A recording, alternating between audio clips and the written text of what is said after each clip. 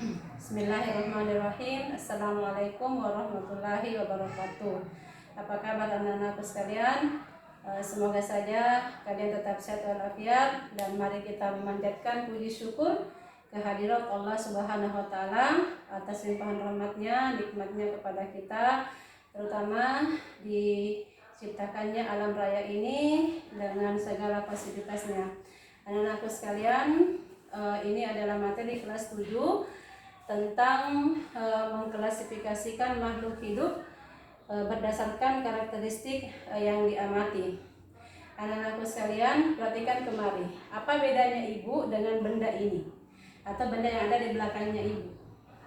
Atau benda-benda di sekitar anak-anakku sekalian di rumah? Apa bedanya misalnya dengan orang tuanya, dengan kakaknya, dengan misalnya kursi, lemari. Tentu anak-anakku selama ini pernah memperhatikan benda-benda tersebut. Apa bedanya ayam dengan batu di sekitar kita? Pastilah anak-anakku sudah tahu kalau melakukan pengamatan. Maka dari pengamatan yang anak-anakku lakukan, kita akan bisa mengambil kesimpulan bahwa ada beberapa ciri yang dimiliki oleh benda hidup yang tidak dimiliki oleh benda mati. Nah, kita lihat benda hidup kita sebut juga dengan makhluk hidup, sementara benda mati yang disebut dengan benda mati. Nah, sekarang kita lihat apa saja ciri-ciri makhluk hidup yang menyebabkan dia kita sebut sebagai makhluk hidup. Yang pertama, makhluk hidup itu bernapas. Bernapas adalah proses memasukkan oksigen ke dalam tubuh kita, kemudian mengeluarkannya dalam bentuk karbon dioksida. Oksigen ini dipakai dalam tubuh kita untuk menghasilkan energi dalam proses metabolisme. Jadi energi itu untuk apa? Energi itu dipakai untuk melakukan berbagai macam aktivitas hidup. Alat pernapasan pada manusia, pasti anak-anakku sudah tahu, adalah paru-paru. Alat pernapasan pada beberapa jenis hewan yang hidup di air, rata-rata adalah bernapas dengan insang. Ada juga yang bernapas dengan kulit. Anak-anakku, berikan contoh-contoh hewan yang bernapas dengan paru-paru, kulit, insang. Lalu bagaimana dengan tumbuhan? Tumbuhan memasukkan oksigen dan mengeluarkan karbon dioksida dari tubuhnya melalui stomata, mulut daun. Insyaallah kita akan pelajari pada materi-materi setelahnya ini tentang bernapas. Yang kedua, semua makhluk hidup memerlukan nutrisi atau makanan. Makanan itu sama dengan oksigen tadi, adalah sumber energi di tubuh kita. Untuk beberapa makhluk hidup, dia membutuhkan misalnya zat makanan, karbohidrat, protein, karbon, lemak, dan sebagainya. Sumber-sumbernya adalah dari bahan makanan yang di sekitarnya. Jadi misalnya sapi mengambil makanan dari rumput, maka semua zat yang ada di rumput itu dibutuhkan oleh sapi dan sebagainya. Kemudian berikutnya bergerak. Anak-anakku semua makhluk hidup mampu melakukan pergerakan seperti saya sekarang melakukan gerak. Ada yang berlari, ada yang berjalan. Anak-anakku, dapatkah kalian menyebutkan apa saja alat gerak yang ada di setiap makhluk hidup? Ikan bergerak dengan sirip. Manusia bergerak dengan kaki, tangan, dan seluruh tubuhnya. Kemudian tumbuhan, bagaimana dengan tumbuhan? Tumbuhan pergerakannya agak susah diamati. Yang paling sering kita lihat adalah ketika tumbuhan itu disentuh, kemudian dia akan bergerak daunnya. Apa itu? Iya, tumbuhan putri malu dan sebagainya. Kemudian berikutnya adalah tumbuh dan berkembang biak. Anak-anakku perhatikan diri sendiri. Dari kecil kita bertumbuh.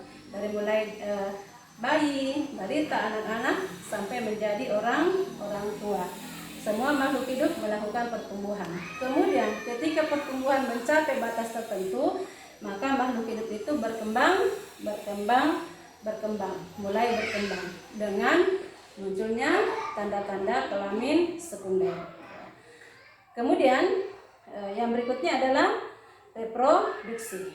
Reproduksi adalah perkembangbiakan. Pada makhluk hidup ada dua cara perkembangbiakan, yaitu reproduksi aseksual atau reproduksi vegetatif, di mana reproduksi ini tidak melibatkan adanya pertemuan sel kelamin jantan dan sel kelamin betina. Sementara reproduksi generatif adalah reproduksi seksual yang melibatkan sel kelamin jantan dan sel kelamin betina. Seperti makhluk hidup yang bereproduksi secara generatif, misalnya pada manusia, kucing, apalagi tikus. Kemudian yang bereproduksi secara vegetatif, misalnya jahe, bawang merah. Kemudian ada beberapa jenis dari beberapa makhluk hidup yang bereproduksi secara generatif maupun vegetatif. Bisa anak-anak menyebutkan contoh-contoh makhluk hidup yang bereproduksi secara vegetatif dan secara generatif. Kemudian ciri yang keenam adalah peka terhadap rangsang. Mata kita peka terhadap rangsang. Telinga kita peka terhadap rangsang. Apa itu? Rangsangan dalam bentuk suara.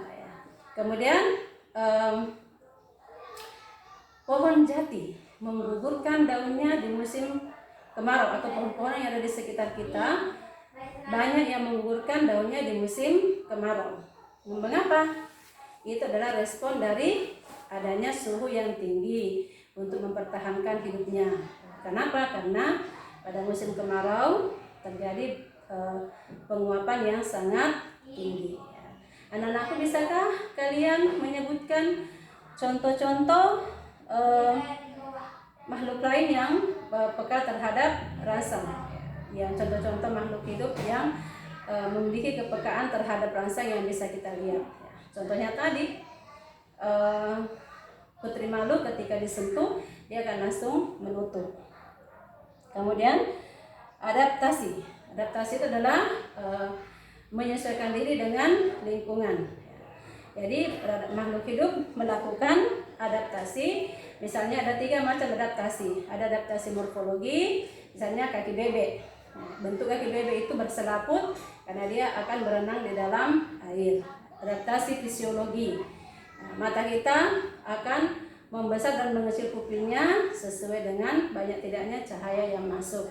Adaptasi tingkah laku, cecak akan memutuskan ekornya atau melakukan autotomi pada saat dia terancam, dan sebagainya. Banyak contoh-contoh adaptasi di sekitar kita.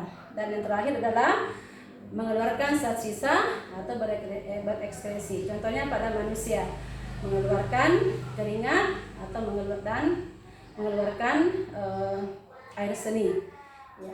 Insya Allah pelajaran seperti ini kita akan temukan berikutnya pada pertemuan kelas berikutnya, kelas 8 maupun kelas 9.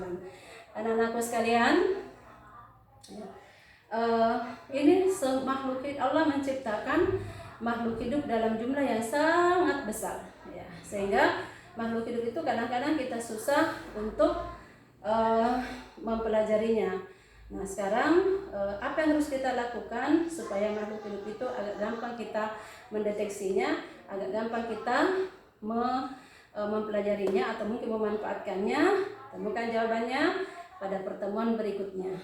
Baik, anak-anakku, silakan mengambil kesimpulan dari pembelajaran kita hari ini. Assalamualaikum warahmatullahi wabarakatuh.